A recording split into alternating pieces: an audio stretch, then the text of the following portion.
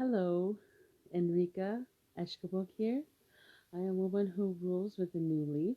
Um, I just want to say hello to everyone and want to talk a little bit today just about a healed heart, about having a healed heart, and if we want to have an effect and a positive have a positive effect, positive change, it's important to know that when we're dealing with people, that you have a healed heart. And I'm struggling right now with getting these videos together because I get a little nervous and I in the beginning because I don't want to be saying ums and ands and ahs and right and so and and and and all of that stuff. You get tied up and saying, "Oh, right," you know. So I get nervous, and I'm sure that a lot of us get nervous, and I don't know why. I get nervous, but I think it's because I get distracted, and having a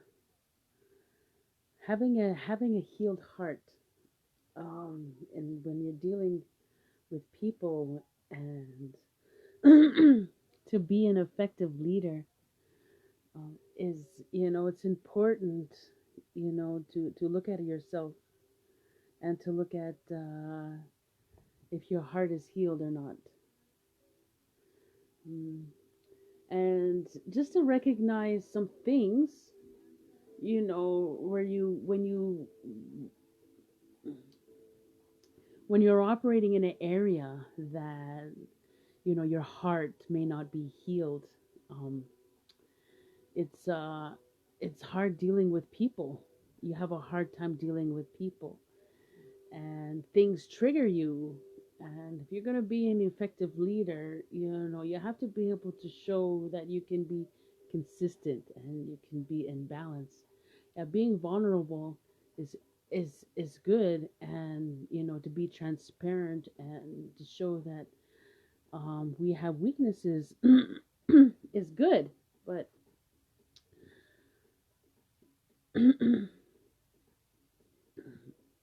it's important that our actions and how, when we are working with people, that we have to be careful how we treat each other, and we don't and being aware and being conscious of other people, and that um, we can't always be so self-involved. One thing though, we can't control how other people are going to behave, or what they're going to say, or what they're going to do, or what other people around us do. That's not something we can control, nor should we try to. But what we can control is how we react. How we react, and I think an important cue, when we know something that we don't have that our heart is not healed in a certain area, or certain areas of our life are unbalanced, or it's like when it's our emotions are a signal, are a sign to us that something's it's either something's good or this is good, or I like this, or I don't like this, or something about this makes me scared, or I'm feared, or we get angry, or sad, hurt. But and one of the things is, why do we get angry or frustrated or trembling, or that trembling in our voice, and we just, when we get this flood of emotions, or somebody will say something and you get triggered. The word is, a lot of times we get triggered, or we have triggers, and our emotions are a sign to be able to tell us that something's not right here, or something may be right here. And paying attention to what makes you angry, when things something gets you upset. A lot of times it's hard to stop, and react. uh, a lot of times we want to react and defend ourselves because somebody's hurting, or but sometimes we can get hurt or offended by things, and when we get offended, that can open up a lot of doors to hurting and acting in ways that you're not always proud of, and brings out it can bring out anger and hostilities, and acting out that anger. Like, it's okay to be angry, but it's what you do with that anger. How, it's okay to have feeling, to get angry and upset and mad about things and be passionate about things. Like, that's that's good. Like, that's what our feelings are for, to help us, to drive us, to see us, to help us look at a situation. So with something, when we get upset or get mad, or and we react, we have to, that's when we stop. You're getting upset, get up mad, and then gotta we gotta stop from reacting, saying what needs to be saying what needs to be said. And we have a lot of arguments and heated moments, and heated, and then we a lot of times we will say things that we get, oh, I wish I didn't say that, but we can't take it back. You can't put toothpaste back in the tube once you squeeze it out. It's really, really hard, and it's really, really messy, and it just doesn't all go back in. And no matter how much you try, that toothpaste ain't going back in the tube. So, so how do we react? How do we behave? This is the balance. Is that our feelings and our emotions and those things, when something's bothering us, makes us upset, makes us angry, um, that's a clue to take a look and see why, um, what's going on here. Why am I getting so upset? What did the person say to me? And then you can look at what happened, in your life, and past instances and things that get you upset. Like, why does that get you upset? And a lot of times when we get angry or offended, by things, or offended by someone, or upset at someone, it's because we're dealing, a lot of times it's because there's a pain or a hurt that hasn't been healed. There's a scar, some kind of action, or maybe something that somebody did, or somebody didn't apologize for, and you're still holding on to that. And we still hold on to a lot of things.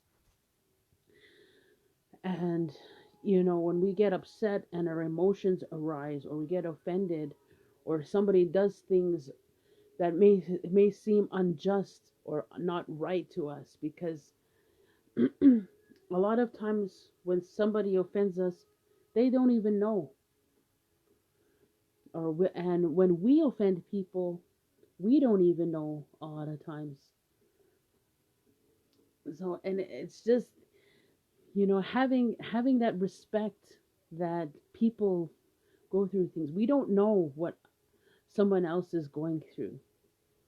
Like when you go to a restaurant, I give this example a lot because when you go to a restaurant and you have a server that comes up to you, he he may have just had a bad day, and he may have had some bad news, or learned that he has cancer, or learned his mom is sick, or his sister died, or something. That server that brought you their dish and didn't give you the best service that day, or whatever reason, had an attitude. Don't let that stop you from tipping them, or don't return that attitude back.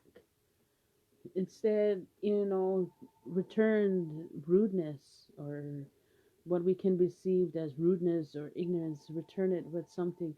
Look for anything to compliment. Be intentional to give a word of encouragement, anything.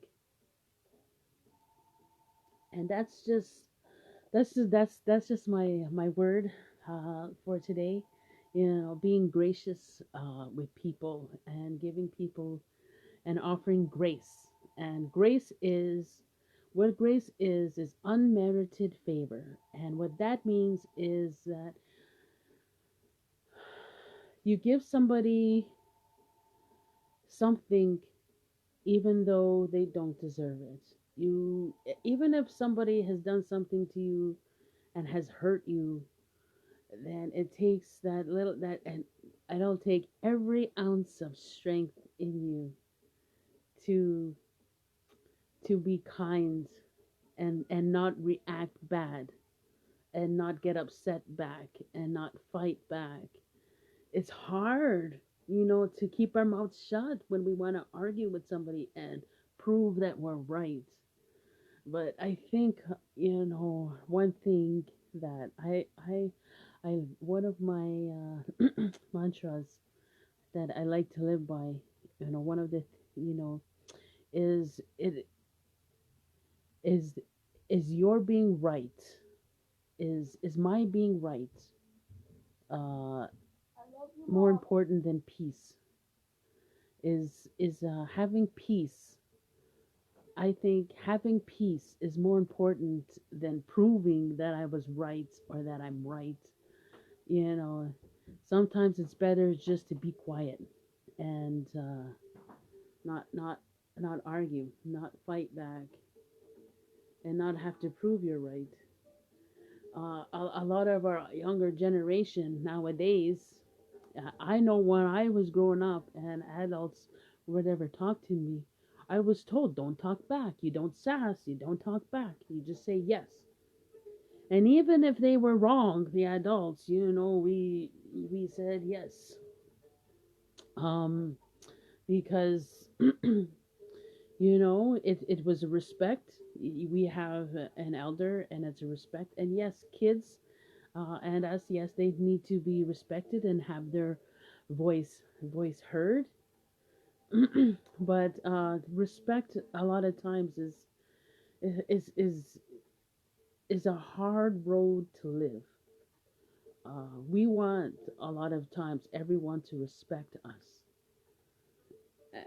but we don't want to offer respect or be respectful.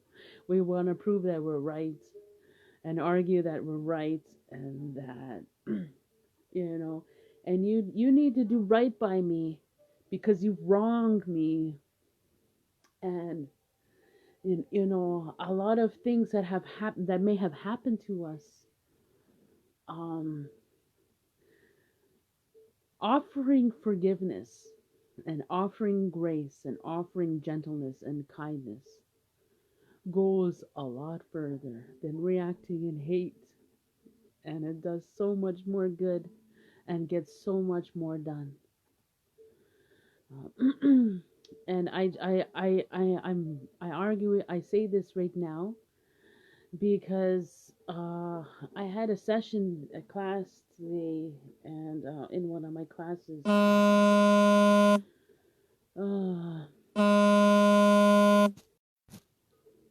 yeah. So, um, so in the class today, what happened? Uh, I don't even really want to say like how it happened, but there was a discussion that talked about discrimination and racism and not so but the colonization and uh, the discrimination, white supremacy.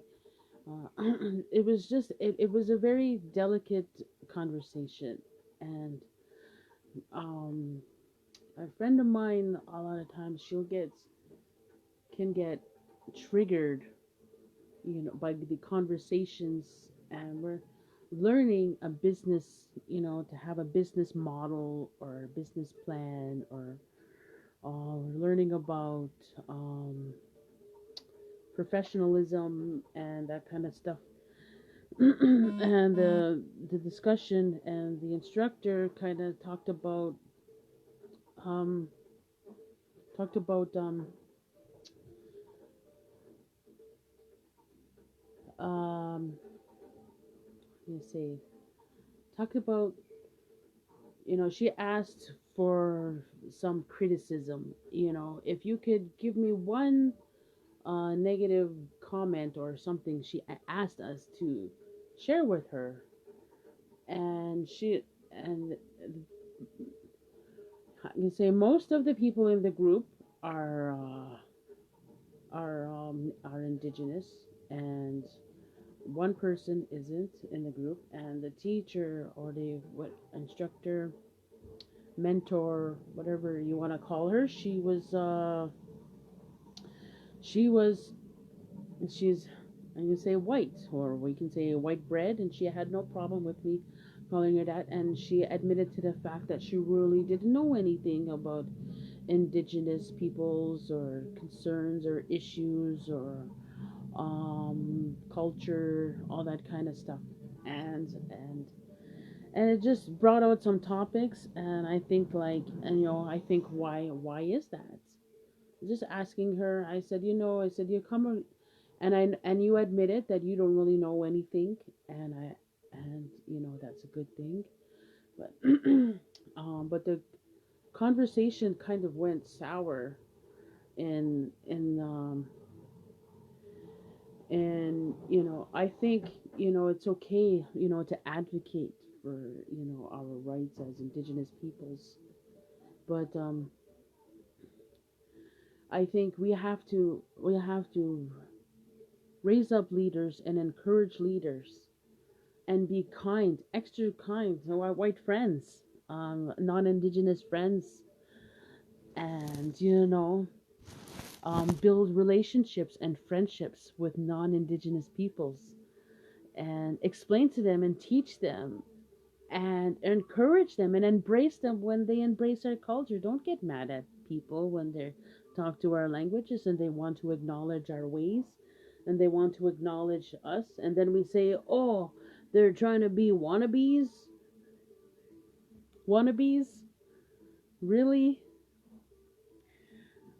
Here we are, we fight, to be acknowledged and to be recognized, and to be accepted. And then we don't accept our non-indigenous peoples for when they want to embrace us and embrace our cultures. We get upset. Oh, why are you talking to me, saying miigwech just because? And I'm like, I thought that's what we're advocating for, to have people learn the language and learn the culture and learn our ways and be accepting. So the next time a non-indigenous person comes up to you and say miigwech, acknowledge that, and be proud and say wow, and then be inclusive, because our seven grandfather teachings tell us to respect. And just because for so long that we've been oppressed and been mistreated and discriminated against and all this kind of stuff, it's not right for us to return it back and to be vengeful, because and being angry. It's time for us to be healed and walk in healing and bring healing and embrace our non-indigenous peoples and those that want to support us, because that's the only way we're going to make changes, is that we work together and break down these walls, break down these things that divide us, and and have and encourage the healing of hearts. And when our non-indigenous friends want to embrace our ways and embrace our teachings and embrace this kind of stuff, well, let's embrace them. And let's stop looking at people, if someone indigenous has lighter skin or darker skin, or was part black, Finnish, Scottish, Italian, whatever. If they have one tiny smidgen of North American indigenous blood, or indigenous blood from anywhere, then let's celebrate that and be together and be united as people and rise up and bring healing in this land and bring peace and reconciliation, truth and reconciliation, truth and reconciliation. Let's reconcile, like the Truth and Reconciliation Committee of Canada says. Let's truly reconcile these relationships, and so that indigenous peoples can be embraced and will be invited to have conversations, in the policy makings of our nation, and be invited at the tables in legislation and the Senate and the House of Commons and municipalities. This is how change is going to happen, is in the peaceful reconciliation and truth and reconciliation, and not wanting to get back, but embrace and acknowledge when we are acknowledged, and appreciated when we are being appreciated.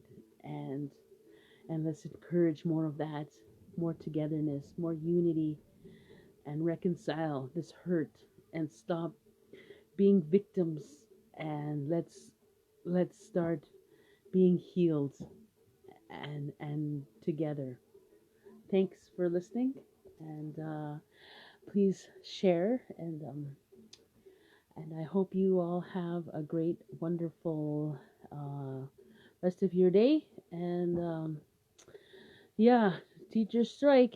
Let's our educations, our teachers, and they're just fighting for the curriculum rights of our youth, and because we are raising up leaders, and our teachers work hard, and they need to be acknowledged and accepted and rightly compensated for the great works that they do in educating our kids and raising up our future leaders, future generations, doctors, nurses, engineers, planet savers, innovators.